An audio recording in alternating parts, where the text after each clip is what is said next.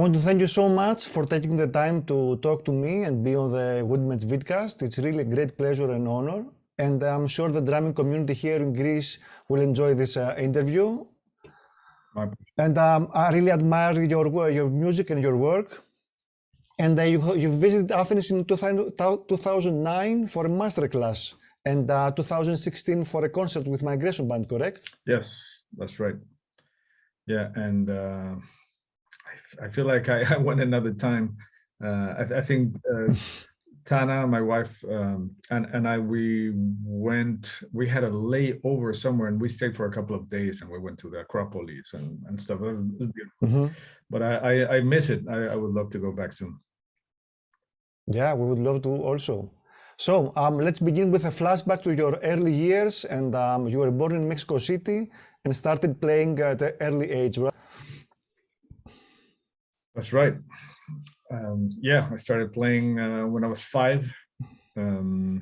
My uncle Ignacio had a girlfriend whose brother was a drummer, and he was babysitting me one day, and then we went to her house, and I just saw the drum kit just sitting in the living room, and I just was blown away by just the looks of it. And then he started playing, and that was it for me. I was hooked. Yeah, and so you took lessons. How did you evolve your skills in the beginning? Yeah, I mean, I started just taking, very simple lessons with him. He taught me how to just hold the sticks, and my lessons would be just me bringing some of my favorite records, which thanks to my mother Susana, I was listening to a lot of rock and roll at the moment, which was mainly the Beatles, the Rolling Stones, Jimi Hendrix, Led Zeppelin, Janis Joplin, the classics. Yeah, but mainly it was the Beatles and the Rolling Stones in the very beginning. So it was cool because it was all about just playing music, not so much focusing on chops and technique and stuff like that. So it was more focused on the music part of playing drums. Now that you mentioned music, you also hold a degree in classical piano, if I'm correct, at the National Conservatory in Mexico. So what made you decide to explore piano in depth? You felt it was necessary for your drumming? No, the reason why I started playing piano is because, well, I always had a love for classical music because my grandfather used to play classical music during lunch and dinner, usually. And, it was very beautiful and soothing, and I just got used to it, and it started sipping into my ears. So that was my musical diet at the moment: rock and roll and classical music. And what happened is that I went to see the movie Amadeus by Milos Forman, and it blew me away. It just really kind of made an impression on me of how such a young boy, a kid really, could be so proficient and such a genius. So I wanted to learn how to do that. I wanted to learn how to speak that language, classical piano. I always loved Mozart because of his melodic richness, mostly. And later I started really appreciating the motivic development of his compositions. So it was a good thing for me to do because it really opened my ears to different way of thinking about music. And in the moment, I didn't see how it would relate to everything I would end up doing later, but it has helped me tremendously in terms of composition, motivic development, storytelling, just melodic content, all those things that were very present in Mozart's music, and of course a lot of classical music as well. But then I started really trying to see how it related to jazz and to drums and to improvisation, especially, and composition. Yeah. We'll talk about improvisation later on, but first I want to discuss about talent. because obviously you were very talented from the start. And how would you define talent? Is it something that we're born with, or maybe is it a basic skill set that we develop very early in our lives via our first experiences as humans? What do you think talent is? Because many times we say that this kid has a talent in music. Yeah, I think talent is innate facility for something. So if you have two kids that are the same age and you have them take music lessons or take soccer lessons or gymnastics lessons, you know, they will show some natural ability for something probably. Mm-hmm. And then maybe the other kid will not as much. So I think is just a natural ability that, you know, you're either you're born with or it develops very quickly. But you know, the world is full of incredibly talented people that never did anything. Or full of not very talented, they're also not very talented people that worked really hard at something and they ended up developing their skills a lot more than somebody that was very talented and didn't really put enough work into it. So that's a fascinating thing for me. How it's like if you work out every day, you're going to start molding your body into something. And if you do it correctly and you do it with guidance, you're going to start seeing very tangible results. So it's the same thing. If you start working on something, to me, the work is way more important than the talent. The talent facilitates what you're going to be doing. But if you don't put in the work, you know, like I said, I know a lot of people that were very, very talented, but they never really quite found their path. They never really developed a serious passion for something. And they ended up doing a lot of little things that, you know, you could see. Like I had a friend, unfortunately passed away a couple of years ago, but he was the singer of one of my first bands when I was in Mexico, and he was the guitar player and singer, and he also wrote the music, and he was really good at everything, and he was really good at drawing, and he was good at acting. So he was just you know, a talented person, but I think the fact that he didn't know exactly what to do made it harder for him to develop one thing. For me, it was very obvious that the drums was what I really wanted to do. So it was easier for me to focus. You know, I think I had a natural ability, but I also worked really hard at it for many years. Yeah. And now that you mentioned really hard work, in an interview with Mularo, you about your obsession with drums, and you mentioned, and I quote, "I've always been an obsessive person. I don't hold to a lot of things, but whatever I hold on to, I really hold on to." So is obsession a necessary element of success and recognition and maybe Grammys? What is your driving force? Yeah, I mean, I think some kind of healthy obsession is good. I don't know anybody that is really, you know, that really excels at what they do, that they are not obsessive in some shape or form. You know, there's very awkward human beings that thankfully they found a path in music or in acting or in filmmaking or sculpture or painting or whatever, that made them be able to get out a lot of things that you have inside, you know, and the things you have inside can be either good or bad.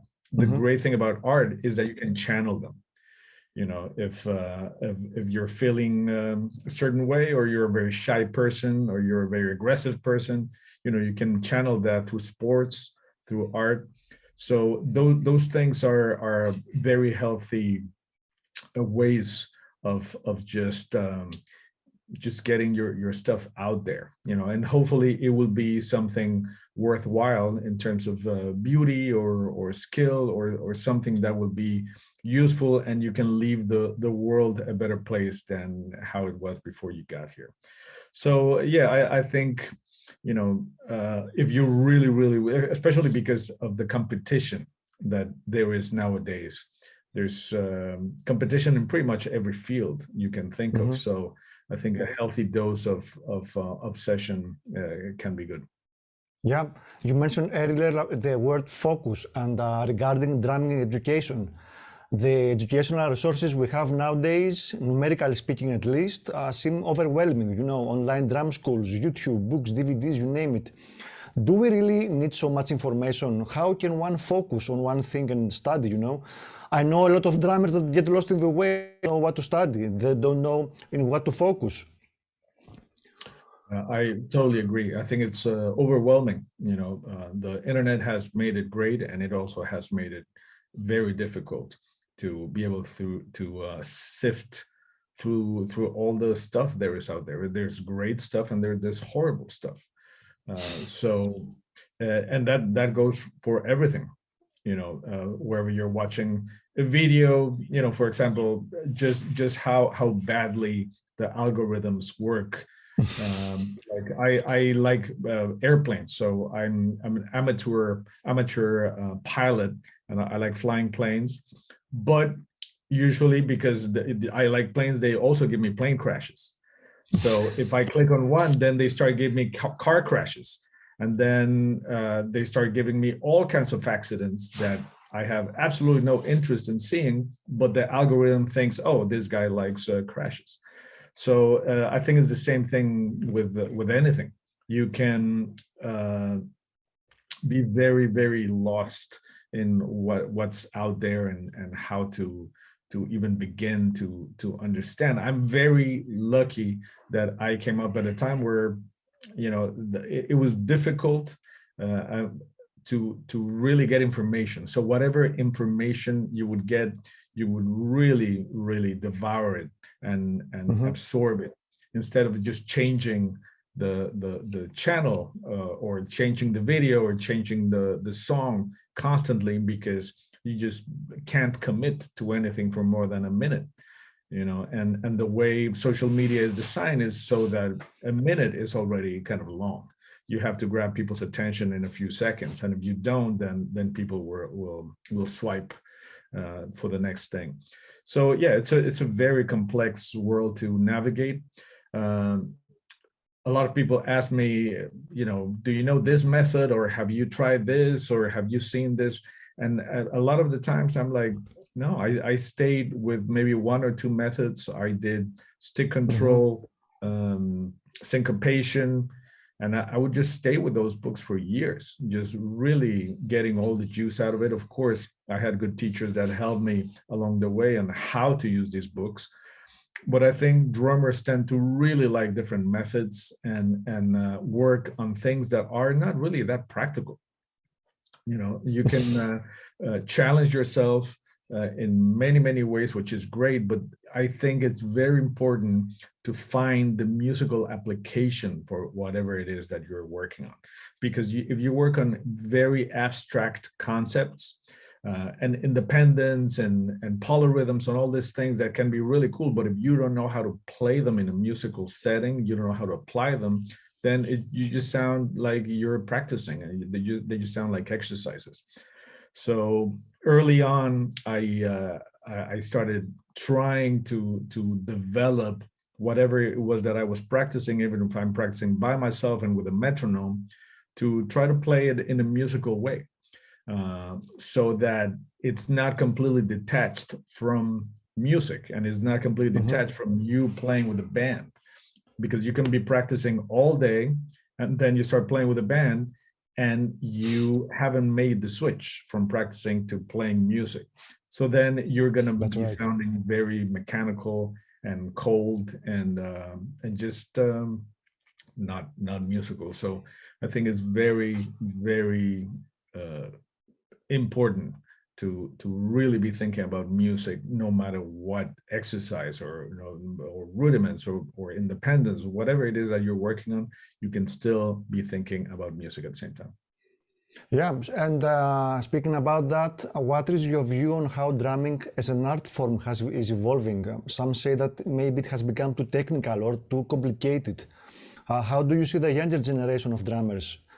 Are they going into a more musical approach, or is just the majority of them, of course, is it just chops and, paradiddles at 200 or whatever?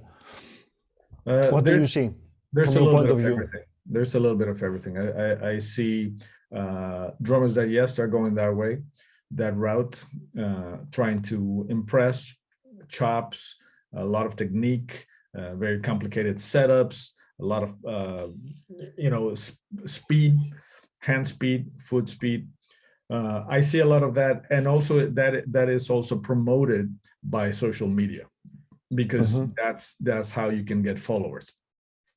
And that's the easier way to get followers. If you do something impressive that only lasts a few seconds, than to, play a song and people actually paying attention. Oh, wow, look at, how beautiful he's playing the form on this jazz standard.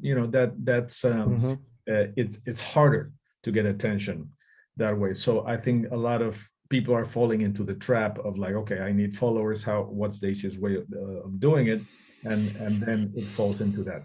But also, a lot of my peers here in New York that are my age, that are younger, and much younger nowadays too, here in New York. I mean, there's incredible musicians. There's incredible drummers that are very good technicians, but they don't use the technique just for the sake of technique.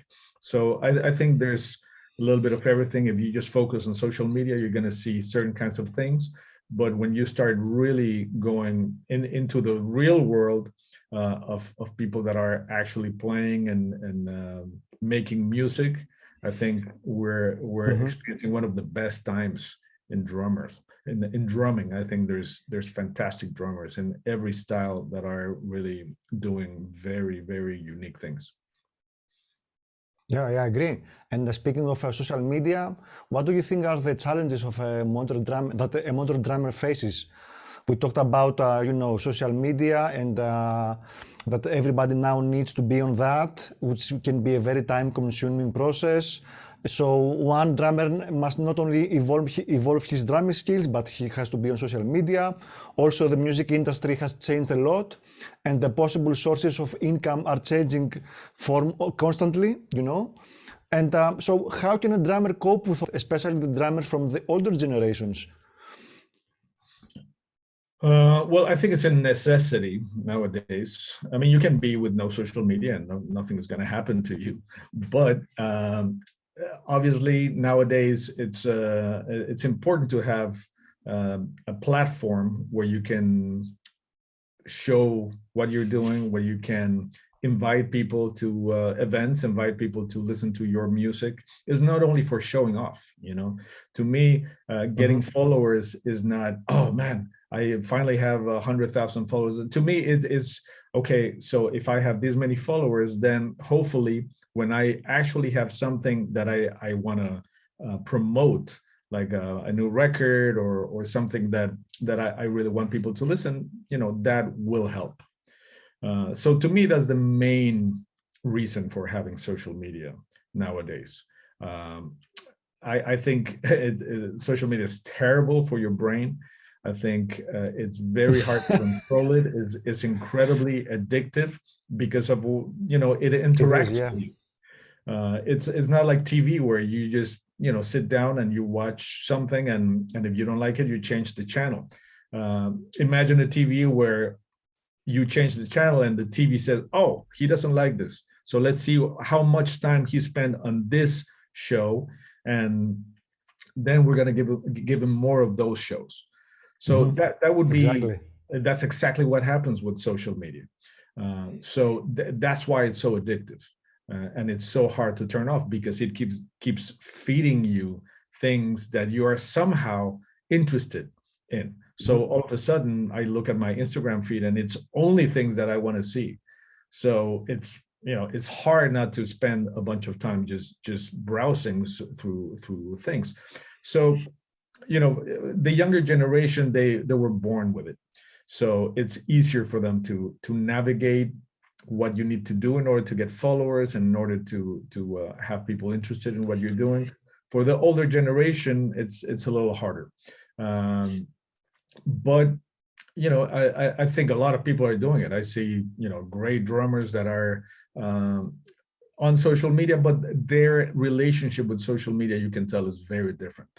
The way they produce their videos. So it's a lot of times they don't post that many videos, or the quality of the videos is not like super hi-fi, and they have 3 cameras going on. I mean, some do, some don't, but the younger kids, they're kind of born with that, so it's very natural for them. But I also I'm very concerned about the mental health of the younger generation, because of what I was saying before, because it's so hard to leave social media and, okay, now I'm actually going to focus on working and on studying or on whatever it is that you want to do. I find myself practicing, and then if I find something cool to do, I'm like, oh, I should take a video of this and post it. And that already is an intrusion of social media in your routine. So those kinds of things are very detrimental, I think, to our mental health, to our time management. And usually when I want to actually do something, I have to leave the phone somewhere else in the house. I cannot have close access to it, or otherwise I don't get anything done. Do you think that all this mentality of, especially for the newer generation, and this lack of focus, let's say, will change the way that people consume, music, and this will change the music also in 2 or 3 decades from now? No, it's already happening. I think everything is happening already in terms of how music are consuming video, audio, music, information. People's attention span is just incredibly short nowadays. We have no patience. If we don't have immediate pleasure for whatever it is that we're doing, then we leave it. We don't stay with it and give it a chance. If you're watching a movie and in the first 10 minutes, it doesn't interest you the way you feel like it should interest you, then you want to change it. This is boring. This is so boring. 10 minutes. And maybe it's the best movie you've ever seen if you waited 10 more minutes. But we usually don't have the patience anymore. And it's also horrible the way, I think this about this a lot. For example, I spend, hours and hours and hours practicing, working on something, composing it, arranging it, mixing it, mastering it, producing it, and then people listen to it on their phones. Yeah, with, I know what you mean. Yeah, incredibly crappy audio. Hopefully they will use headphones, but a lot of times it's just with the speaker of the phone. So I also think about filmmakers that spend years of their life working on this thing, and then the people watch it on their phone as well. Yeah, and doing like that next. Okay, yeah. Yeah, with a horrible sound as well. So, it's just the convenience has completely taken over quality. So if it's more convenient to you to do something this way, even though the quality is much better, if you put a little bit more effort and you do it this other way, people are definitely go for the convenience nowadays. So it's something that unfortunately is here to stay. I don't see it going back unless you're somebody that is really interested in quality, and then you go to the movie theater, or you buy a turntable and you buy an LP, which is will be very expensive for you to have the experience.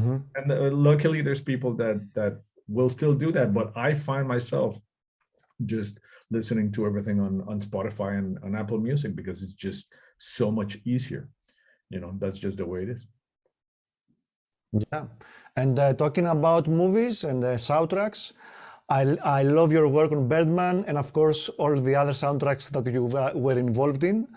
And having a movie soundtrack based mostly on drums is brilliant.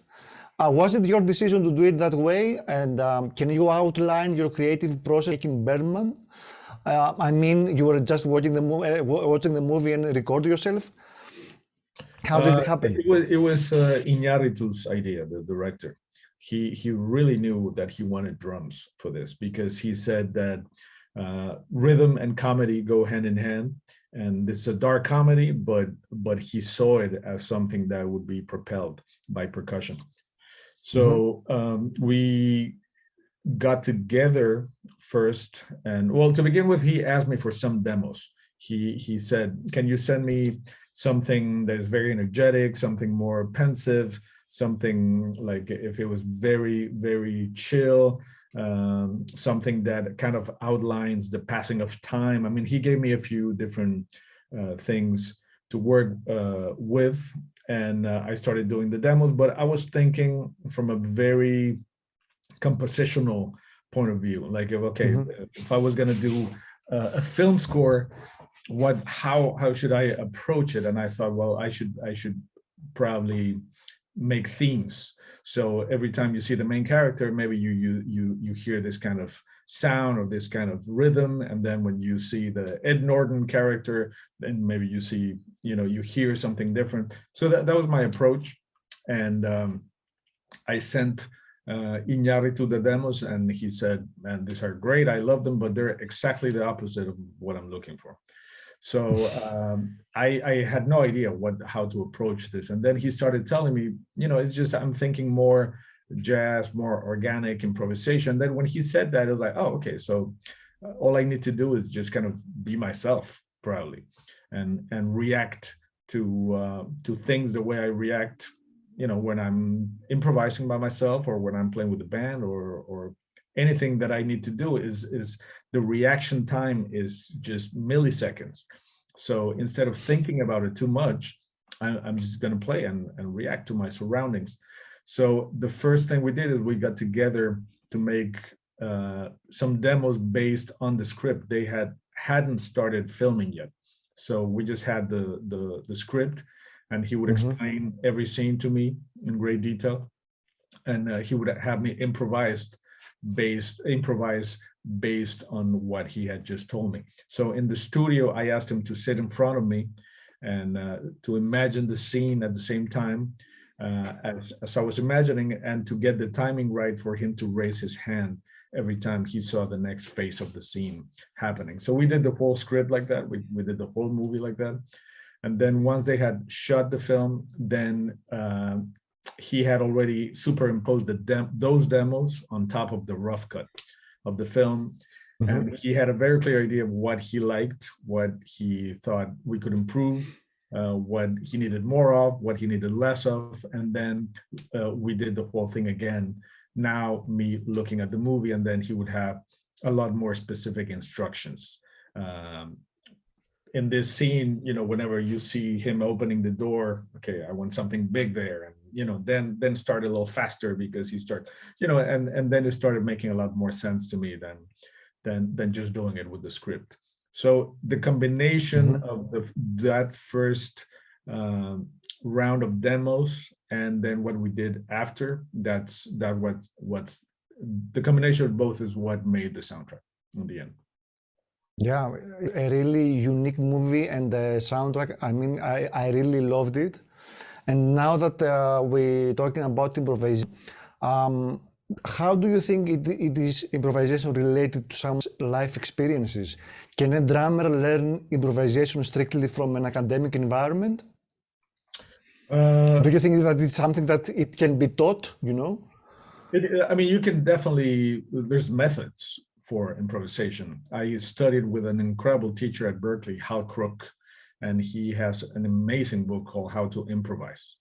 And it's a very, very methodical way of looking at things, just for you to have to think in different ways and to get out of your comfort zone in how you would normally do things. Because usually what we tend to do when we improvise is we like to build things based on things that we know and that we like.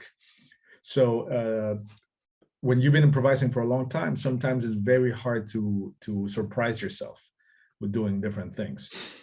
So the nice thing about methods and different dogmas and ways of thinking about it is that just with a little mental switch, you can start improvising in a completely different way. And that's one of the things that I like the most doing nowadays when I do clinics.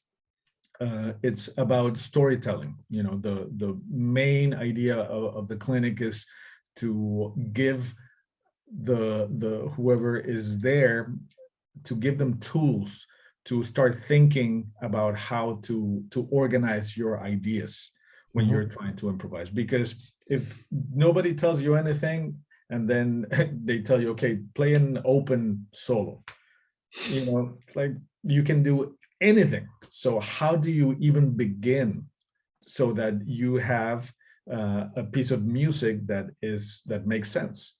You know, so I try to tell them, okay, you know, one way of thinking about it is try to remember very well how you start, and try to start in a way that you can remember, so that maybe at the end you can go back to that, so that it's like a full-fledged composition where an intro, an outro, and then memory and patience are very important for improvisation, because if you don't remember what you just played, then it's like talking about a bunch of different things that make no sense. In order for you to say things that make sense, you have to remember that we're talking about improvisation. So if I all of a sudden start talking about scrambled eggs and breakfast, you know, you're going to be like, what? wait, what are you talking about? Now I don't understand what you're saying. So a lot of people improvise that way. You know, it's completely unrelated one idea to the other. So I always try to encourage people to identify what you're talking about, and what you're talking about can be found in the moment. You don't have to have a preconceived idea of, okay, this is what I'm going to do, or this is what I'm going to say. No, when you have a conversation with people, I have no idea what I was going to talk to you about, but all of a sudden we start talking about themes, and then we start developing the themes, and we keep remembering what we just said. And if I said something that I already said, you're going to remember it, and then we can start building things from there. So to me, that's the same thing when we're talking about improvisation. It's all about, it's like a memory game. It's about just knowing how to you have all these pieces of the puzzle. So how you're going to put them together so that they make sense, not only to you, but the ultimate idea is to communicate something to your audience. So if you don't communicate anything, you are failing at what you're trying to do. And there's a lot of musicians that improvise, and they're incredible technicians that never quite say anything too deep, too interesting, and never quite really communicate anything too meaningful. So yeah, I always tell the students, you know, it's much better to play less with feeling and with some kind of sense of purpose and meaning than to play all these crazy things that nobody understands and nobody cares. Really, you know, if you're playing all these polyrhythms and you're doing the clave with the left foot while you're doing the seven in the hand, you know, it doesn't interest people unless you're a drummer maybe. But if you want to play for a wider audience, you have to communicate ideas, you have to communicate stories. And if you have nothing to say, then your audience is going to be very small. And now that we are talking about ideas and stories, let's talk about your Bad Hombre and Lines in the Sand projects. At your website, you mentioned those projects, and I quote, in which Sanchez turns his political anger into a moving musical statement as a protest against injustice in our current political climate and as a tribute to every journey. Can you elaborate on that? And what makes you politically angry? And do you think that artists should play a more active role in politics, helping justice and passing on ideas, like you said? I think it's optional, of course. Everybody is should be free to do whatever the hell they want. They could write music that has no political or no social or cultural relevance. You know, that's up to you. But I think the art is way more interesting when there is more depth than just the beauty of music. Why is this piece of art being produced? What are you trying to say? You know, all those things make art either be long lasting or completely ephemeral. You know, it came and went. It didn't really do no harm, but it also, you know, didn't enrich people's lives in any way. So to me, art should be something that will make the world a better place. And it's also a way of for the artist to release things, to release ideas, to release emotions, and hopefully it will be a reflection of what we're living, you know, as human beings. So art is usually a reflection of society, of culture, of injustice, of beauty, of ugliness, of war, all those things that have very deep human emotion and a lot of times suffering.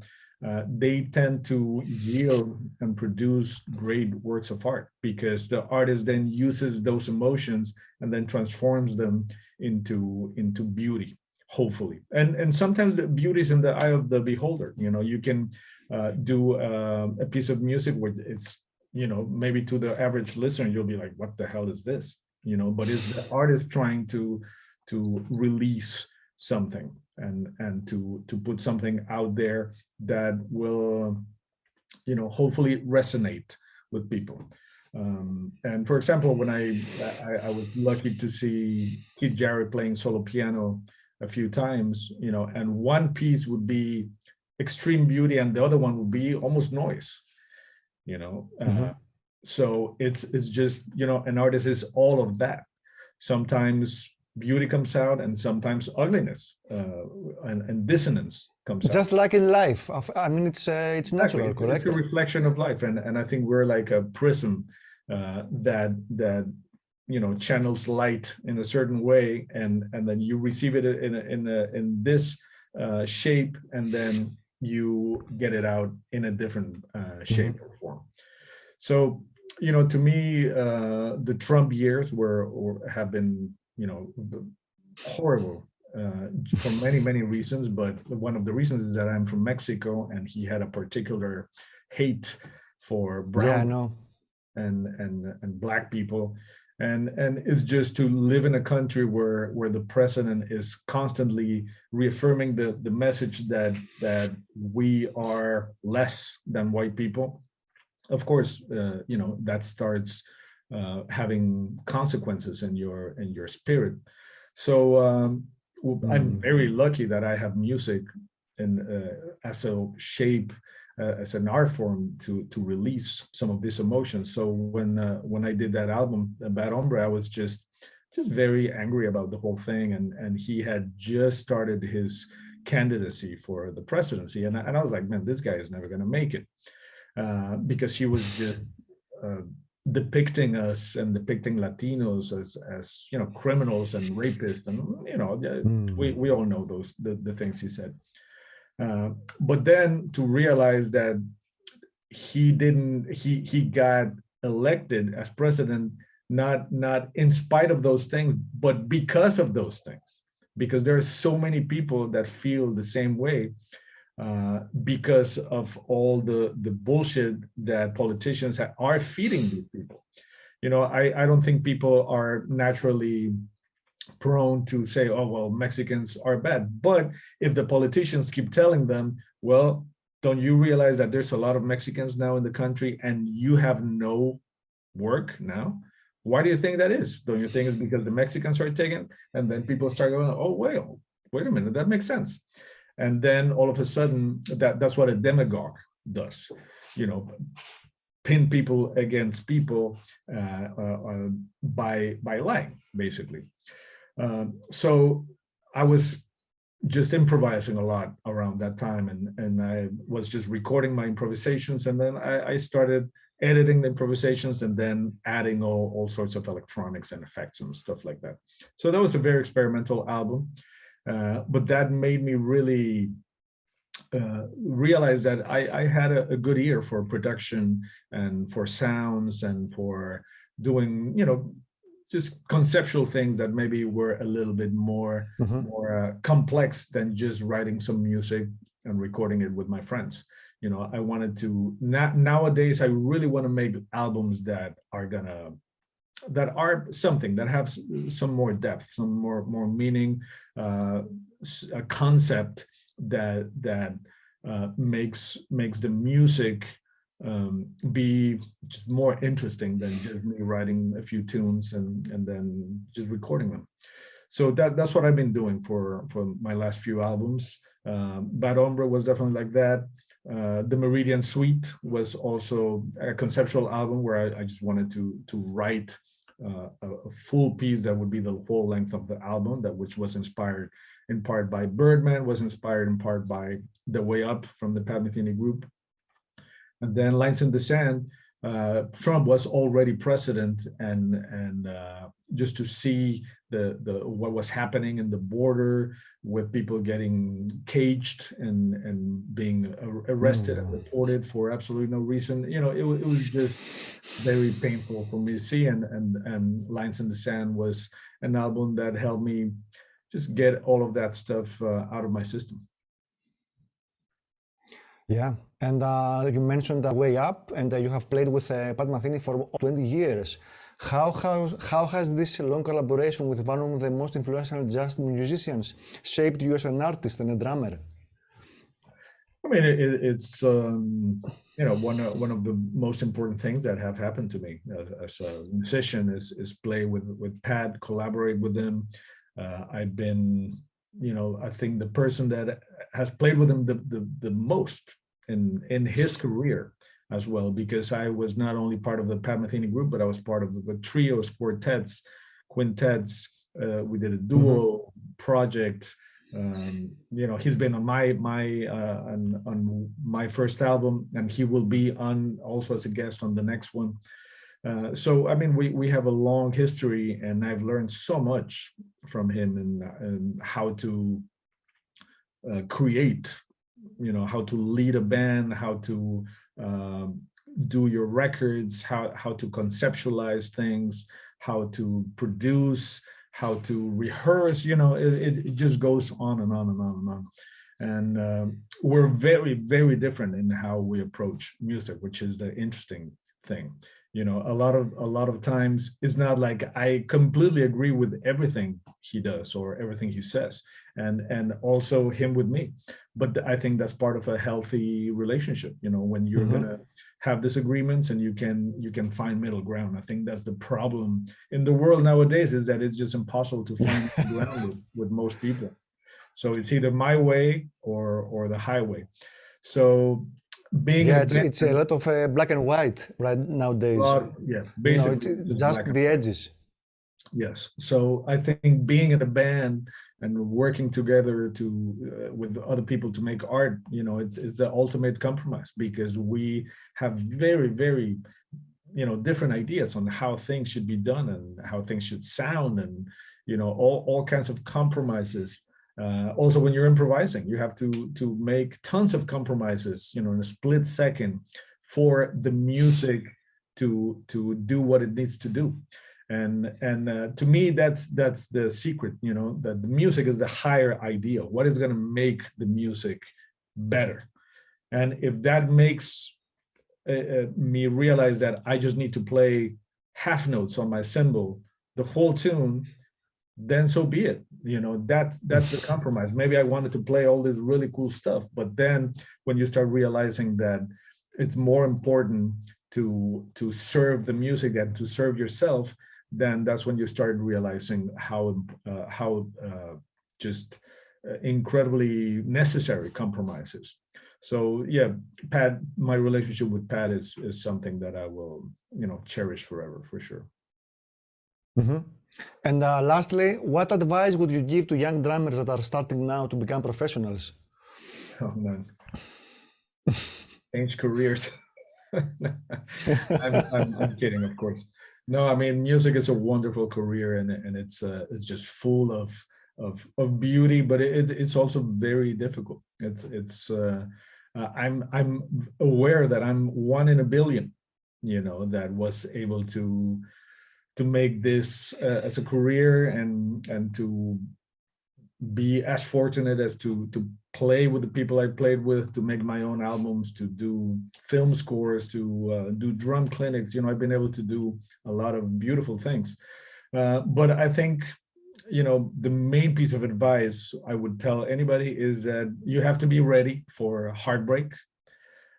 You have to really find deep inside of you if this is what you want to do. You know, it's not something that you can do casually.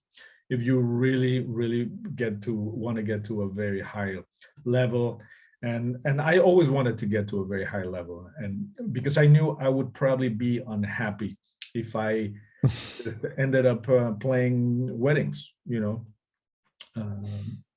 But everybody's different, and there might be people out there that would be totally happy playing drums at a certain level, and just playing with people, and that's fine, you know. But you just have to be very true to yourself and what you want to do, and know that there's going to be economic hardship probably ahead of you, and it's especially a difficult time, because art is what is the most, it's a luxury item nowadays. To go to a concert is a luxury that not everybody can afford. And when you're living in dire economic situations, which this is worldwide, you know, everywhere after the coronavirus, I mean, we're still in it.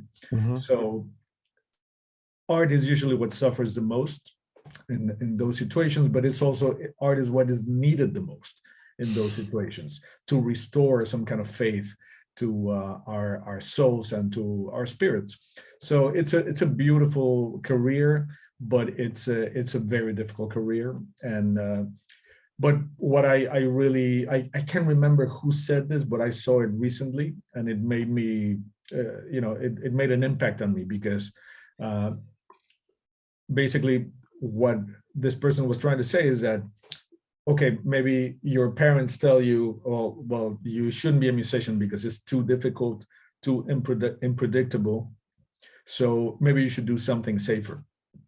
And basically the moral of the story is that you can fail at things that are safe. You know, you can want to be a lawyer or a doctor, and you can also fail at that.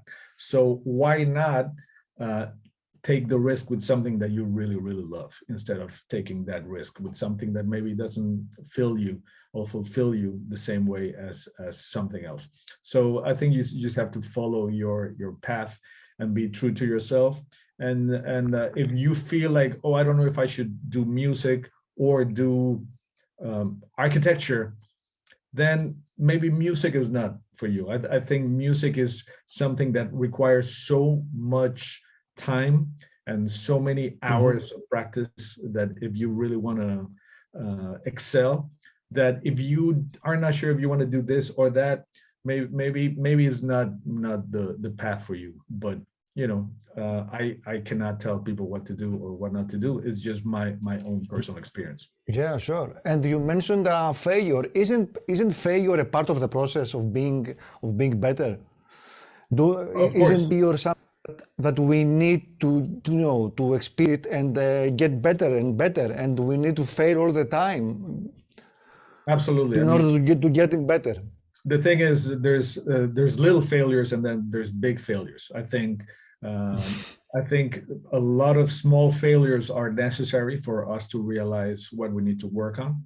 I think mediocrity is one of the main enemies of art in general.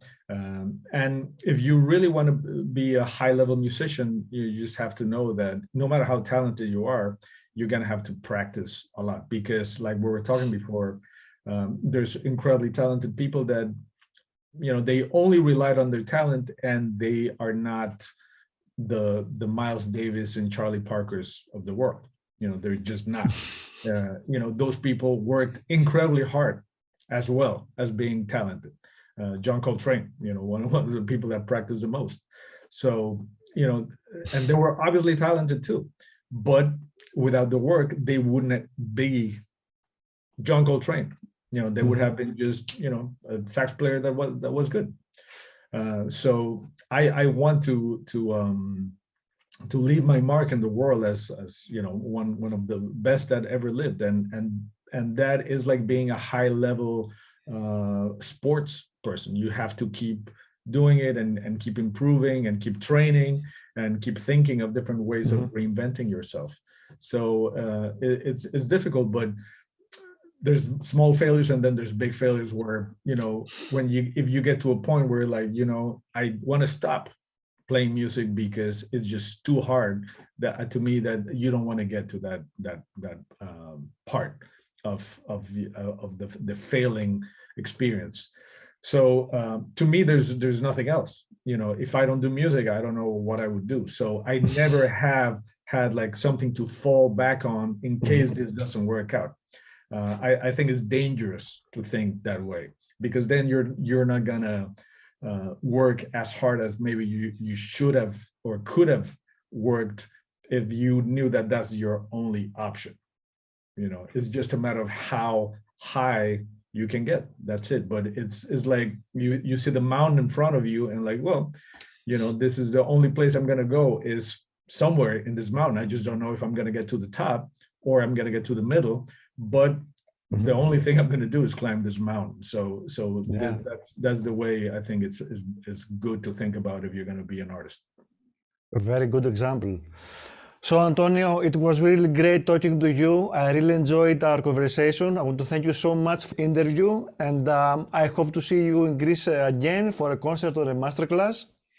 I hope so too. I really miss traveling. It's been really hard on artists and musicians the last couple of years, but you know, hopefully we'll start seeing a little bit more of normalcy, and we will be able to visit you soon. Yep. Thank you very much for your time. My pleasure. Take care, Alexander. Thank you. Take care. Bye-bye. Bye-bye. Bye-bye.